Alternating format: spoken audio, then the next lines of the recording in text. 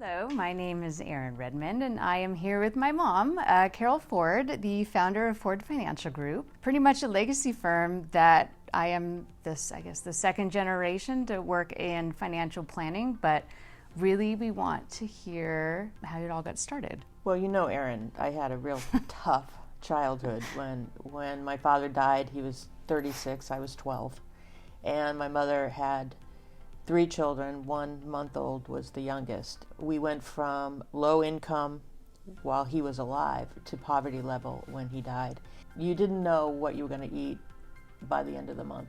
I mean, It was that much of a struggle.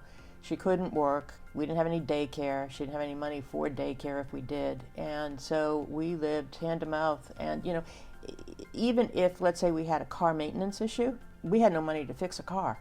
Or TV, we never watched TV because TV was broken. So I told myself years and years ago, this isn't going to happen to me. I knew that I needed something to make sure that I was going to be okay.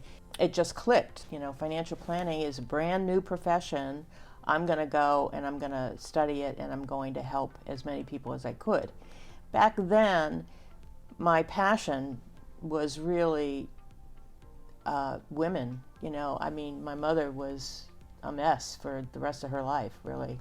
I didn't want any other woman to have to go through what our family went through. 2 sisters and a mother. So I thought this would be a great chance to educate women about some of the things that could impact their lives if you have something happen that was unexpected.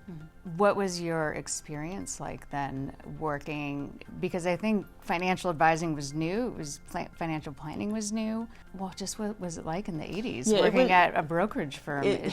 I'm sure it's very different now, but... It is different now, and it's actually gotten so much better and more refined. Back then, it was very gruff men, didn't really appreciate a woman walking in. In fact, someone came into the office and said, "Are you the secretary?" It's like, no, I'm not the secretary, but I'll get you her. The industry was all about sales, sell, sell, sell, sell, sell. I couldn't do that. I wouldn't do that. It was all what they can do for themselves.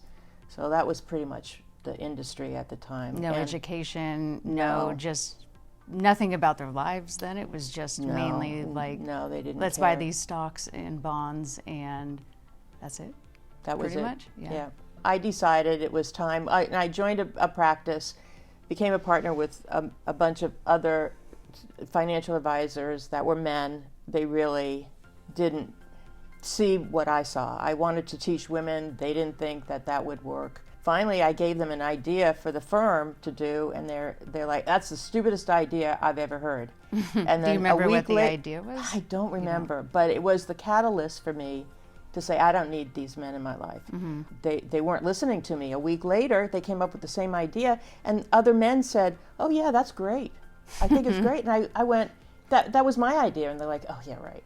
You know, so I got to a point in the financial planning world. It was still brand new.